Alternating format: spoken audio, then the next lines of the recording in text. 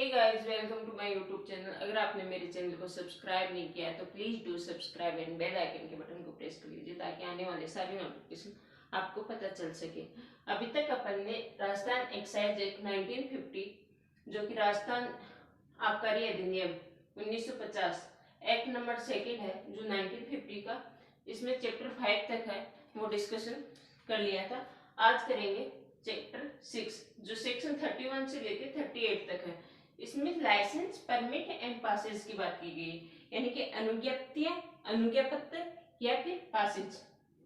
इन तीनों की इसमें बात की गई है। सेक्शन 31 बोलता है form and condition of licence, यानी कि लाइसेंस अनुज्ञप्तियों की फॉर्म क्या होगा या फिर कंडीशंस क्या होगी, प्रारूप और शर्त क्या होगी। तो अगर कोई भी लाइसेंस है या फिर कोई पास है या फिर कोई परमिट है, वो उसी उसी प्रकार दिया जाएगा जब वो कोई अथॉरिटी है, यानी कि ऐसे प्राधिकारी द्वारा जो उसको परमिट किया गया हो, यानी कि लाइसेंस दिया गया हो या पास दिया गया हो अथॉरिटी के द्वारा। क्लोज ए बोलता है अथॉरिटी यानी कि प्राधिकारी के द्वारा। बी बोलता है अगर कोई फीस है उसमें पेमेंट की, अगर कोई फीस है जो पेमेंट कर दी गई है तभी वो लाइसेंस और जो परमिट है या फिर पास है वो दिया जाएगा। यानी कोई फीस का संदाय करने पे, कोई फीस है वो संदाय कर देते हैं तभी उसको परमिट किया जाएगा, ये कंडीशंस है। फिर सी बोलता है कि अगर कोई लाइसेंस पे रेस्ट्रिक्शन या फिर कंडीशन लगाई गई है, यानी कि कोई भी रेस्ट्रिक्शन या कंडीशन, ऐसे निर्बंधन या फिर कोई शर्त लगाई गई है, उनको फुलफिल करने के बाद ही वो लाइसेंस ग्रांट किया जाएगा। फिर है डी है फॉर्म एंड कंटेनिंग, यानी कि कोई भी ऐसा प्रारूप है या फिर कोई विशिष्ट युक्त है तो वो फिल करने के बाद ही लाइसेंस या फिर कोई परमिट है या पास है वो ग्रांट किया जाएगा। फिर क्लोज ई बोलता है कि ये एक जो पीरियड्स है, यानी कि एक कालावधि के लिए जो लाइसेंस में एक पीरियड डिस्क्राइब किया गया है उसी कालावधि के अंदर किया जाएगा। तो ये बात करते हैं ए से लेके ई तक, ये फॉर्म एंड कंडीशंस लगाई गई हैं जो कि स्टेट गवर्नमेंट है वो अगर प्रिस्क्राइब करती है उसके तहत रहते हुए, या फिर स्टेट गवर्नमेंट है वो डायरेक्ट करती है किसी भी अनुज्ञप्ति, यानी कि लाइसेंस है फिर परमिट है या पास है उसको डायरेक्ट करती है उसके अनुसार, उस जो भी प्रिस्क्राइब किया है स्टेट गवर्नमेंट ने उसके अनुसार, यानी कि अकॉर्डिंग रहते हुए स्टेट गवर्नमेंट के, तभी ये अनुज्ञप्ति या फिर अनुज्ञापत्र या फिर पास है जो निर्दिष्ट किए जाएंगे, यानी कि जो डायरेक्ट किए जाएंगे, ये बात कही गई है। जो राज्य सरकार है, स्टेट गवर्नमेंट है, वो परमिट करेगा या फिर वो डायरेक्ट करेगा, उसी हिसाब से ये फॉर्म है या फिर कंडीशंस है वो लाइसेंस में लगाई जाएगी। फिर सेक्शन 32 है, 32 बात करता है saving of licence in force at the commencement of this act, यानी कि इस एक्ट के प्रारंभ से पहले, प्रारंभ के समय पर्वत अनुज्ञप्तियों की व्यावृत्तियां, जो इस एक्ट के प्रारंभ पर जो अनुज्ञप्तियां, प्रारंभ के समय कोई अनुज्ञप्ति थी वो पर्वत थी, यानी कि उनकी व्यावृत्तियां। तो इसमें ये बात कही गई है कि अगर इस एक्ट के अधीन कोई जो लाइसेंस ग्रांट किया गया है और वो एक्ट अब निरसित हो गया है, यानी कि डिलीट हो गया है, या फिर कोई लॉ है वो निश्चित हो गया है, डिलीट हो गया है, तो अगर वो लाइसेंस ग्रांट किया गया है तो वो इसी एक्ट के अधीन काम, इसी एक्ट के अधीन माना जाएगा जब तक कि वो रद्द, निलंबित या फिर प्रत्याहृत या विपरीत नहीं कर दिया गया है, यानी कि कैंसिल नहीं कर दिया गया है या फिर सस्पेंड नहीं कर दिया गया है या विड्रॉ नहीं कर दिया गया है, फिर सरेंडर नहीं कर दिया गया है, तो वो उसी एक्ट के अधीन माना जाएगा। जो भी लाइसेंस है वो उस एक्ट में जो डिलीट हो चुके हैं, जो एक्ट वो उस एक्ट में पारित किया गया था तो वो इस एक्ट के तहत माना जाएगा जब तक कि वो सस्पेंड नहीं कर दिया गया है, या फिर विड्रॉ नहीं कर लिया गया है, या फिर सरेंडर नहीं कर दिया गया है, या कैंसिल नहीं कर दिया गया है। तो इसे उस कालावधि के लिए, यानी कि उस जो पीरियड है जिस लाइसेंस का दिया गया है उस पीरियड तक वो प्रवत रहेगा, यानी कि उस पीरियड तक वो फोर्स में रहेगा। ये बात कही गई है सेक्शन 32 में। अब बात करते हैं सेक्शन 33। सेक्शन 33 बात करता है power of authority granting licence to require execution of counterpart agreement, यानी कि अनुज्ञप्ति देने वाले प्राधिकारी की प्रतिलेख करार आदि के निष्पादन की अपेक्षा करने की शक्ति, यानी कि जो अथॉरिटी है वो लाइसेंस ग्रांट करती है, उसकी पावर बताई गई है कि वो अथॉरिटी है जो प्रतिलेख करार यानी कि काउंटर पार्ट एग्रीमेंट है वो करने की शक्ति बताई गई है, वो पावर बताई गई है। तो अगर कोई जो अथॉरिटी है वो लाइसेंस ग्रांट करती है तो वो उस जिसको लाइसेंस ग्रांट करती है उससे मतलब अपेक्षा कर सकती है कि वो कोई भी काउंटर पार्ट एग्रीमेंट है वो निष्पादित करे, यानी कि एग्जीक्यूट करे, या फिर उस करार को, यानी कि इस एग्रीमेंट को करने के लिए कोई भी प्रतिभूति यानी कि सिक्योरिटी है वो जमा कराए, या फिर उस सिक्योरिटी के बदले में कोई भी डिपॉजिट है यानी कि कोई भी राशि है वो जमा कराए। तो ये अथॉरिटी उसको पावर इस अथॉरिटी को ये पावर दी गई है कि अगर जिसको लाइसेंस ग्रांट करते हैं उसको वो काउंटर पार्ट एग्रीमेंट करे, या फिर उस काउंटर पार्ट एग्रीमेंट को करने के लिए कोई सिक्योरिटी है वो दे, या फिर कोई सिक्योरिटी के बदले में कोई डिपॉजिट है वो जमा करवाए। तो ये बात कही गई है सेक्शन 33 में। अब बात करते हैं section 34।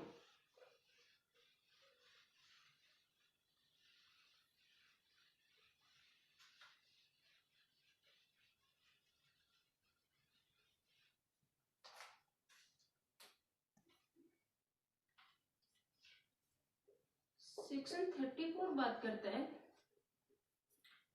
Power to cancel and suspend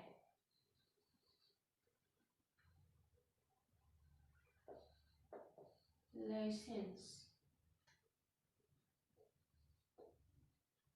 यानी कि अनुज्ञप्तियों को रद्द या फिर निलंबित करने की शक्ति। Power to cancel and suspend licence, यानी कि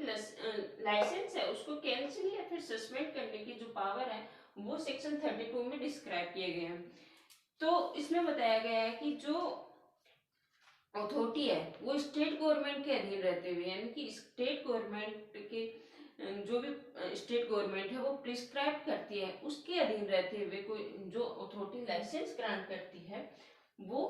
इसको लाइसेंस को कैंसिल या फिर सस्पेंड कर सकती है। तो इसमें ये बताया गया है कि किन किन जो भी कंडीशंस है वो फुलफिल नहीं हो पाएगी तो वो जो लाइसेंस है वो कैंसिल हो सकेगा या फिर उसको सस्पेंड कर सकेगा अथॉरिटी। तो ए में बताया गया है, क्लोज ए में बताया गया है कि अगर कोई अथॉरिटी की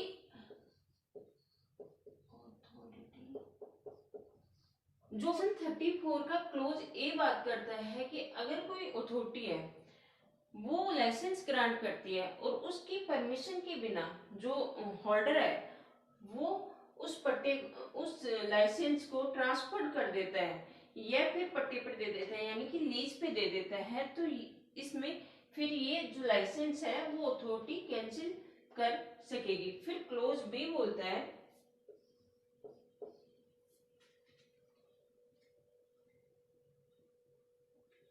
कि कोई ड्यूटी है या फिर कोई फीस है वो अदा नहीं कर दी गई है तो वो लाइसेंस है वो कैंसिल कर सकेगा। फिर सी बोलता है कि कोई टर्म्स एंड कंडीशंस हैं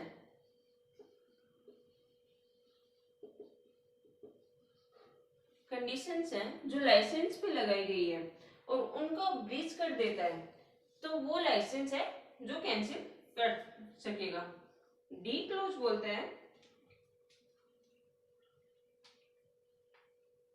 कि अगर कोई होल्डर है वो किसी कॉग्निजेबल यानी कि संज्ञेय अपराध या फिर नॉन बेलेबल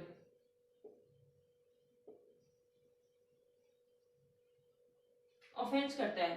या फिर एनडीपीएस एक्ट में ऑफेंस करता है 1985 में, या फिर आईपीसी के सेक्शन 482 489 में ऑफेंस करता है, तो उसमें वो कन्विक्टेड कर दिया गया है यानी कि दोष सिद्ध कर दिया गया है, तो वो उसका लाइसेंस है जो कैंसिल कर सकेगा। फिर क्लोज ई बोलता है कि अगर कोई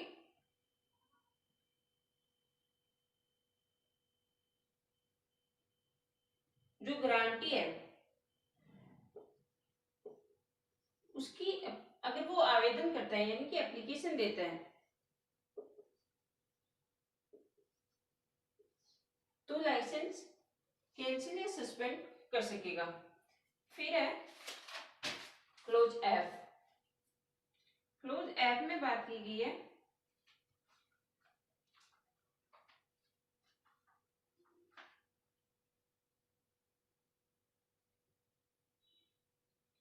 अगर कोई विल पे यानी कि इच्छा पे कैंसिल करवाता है, कैंसिलेशन करवाता है या फिर सस्पेंड करवाता है,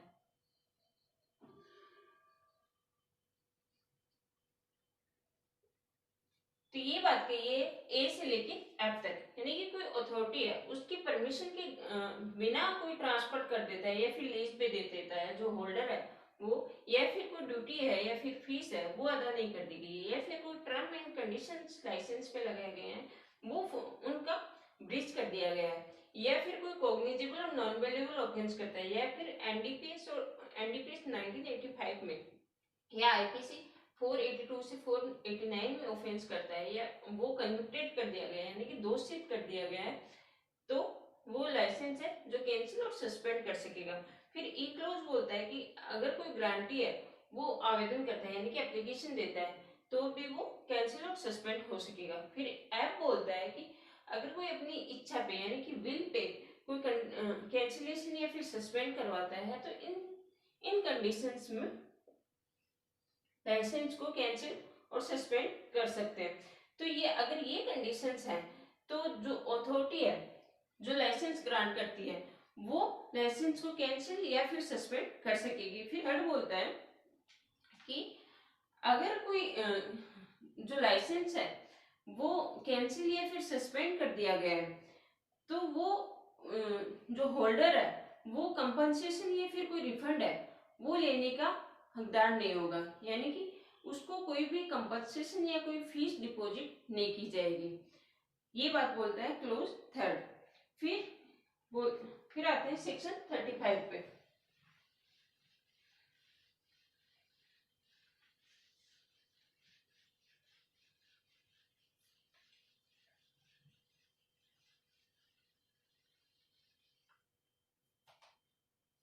सेक्शन 35 बात करते हैं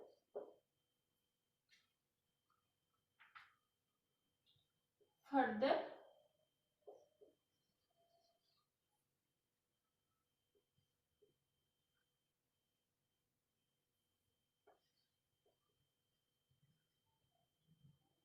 पावर टू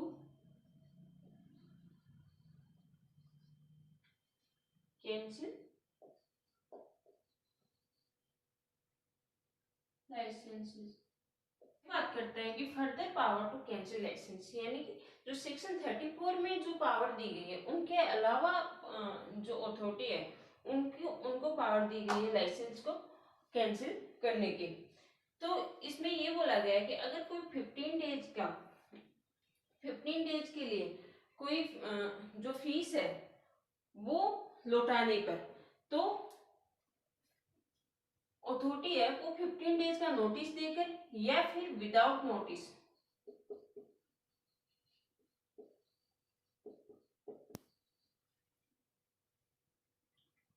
देकर वो लाइसेंस है वो कैंसिल कर सकता है। फिर क्लोज 2 बोलता है कि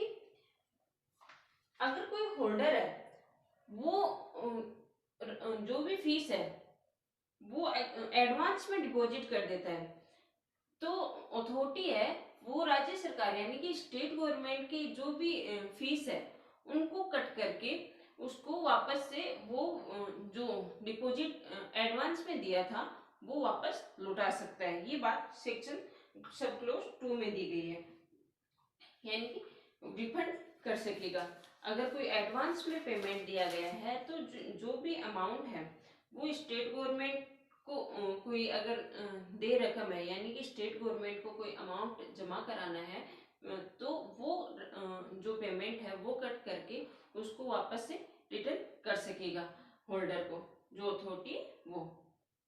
फिर क्लोज 3 बोलता है अथॉरिटी है वो विदाउट नोटिस किसी का जो लाइसेंस है वो कैंसिल करती है तो वो एक्साइज कमिश्नर जो प्रिस्क्राइब करे उसके अंडर में रहते हुए जो भी उनके अधीन रहते हुए वो उस होल्डर को कंपनसेशन दे सकता है। अब बात करते हैं सेक्शन 36 की।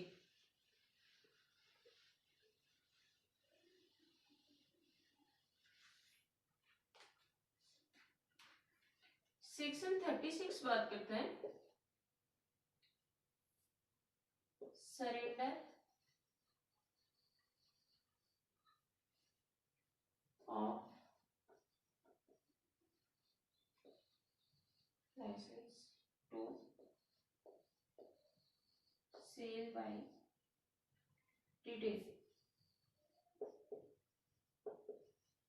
36 बात करता है surrender of licence to sell by retail, क्योंकि खुदरा विक्रय की अनुज्ञप्तियों का अभिप्राय। इसमें बात कही गई है कि अगर कोई होल्डर है वो एक्साइज कमिश्नर को 1 मंथ का नोटिस देके या फिर कोई फीस है वो डिपॉजिट करा के जिस दिन वो फीस डिपॉजिट कराई है तब वो 1 मंथ का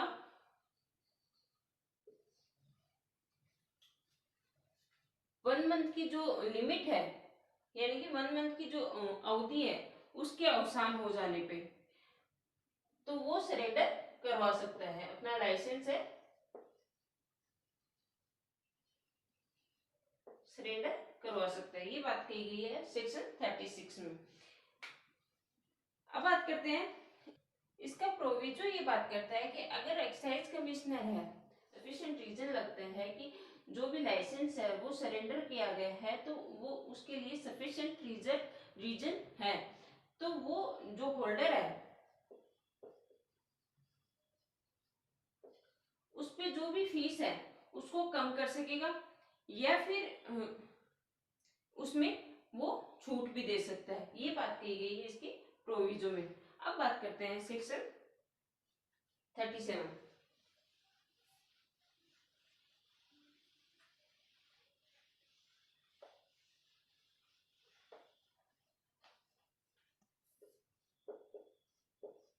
सेक्शन 37 बात करता है कि no renewal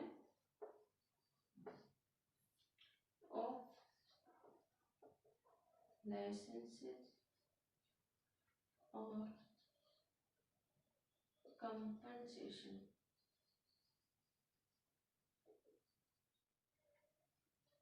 on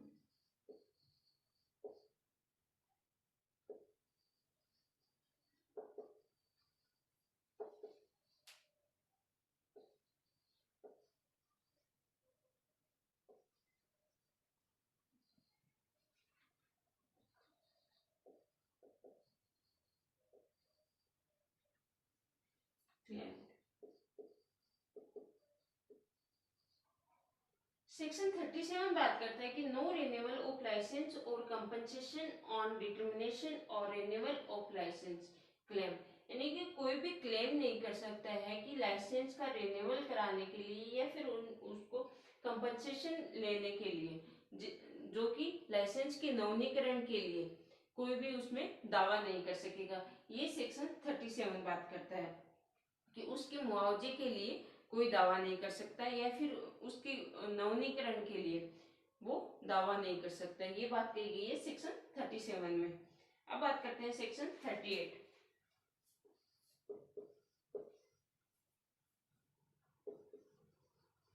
technical irregularity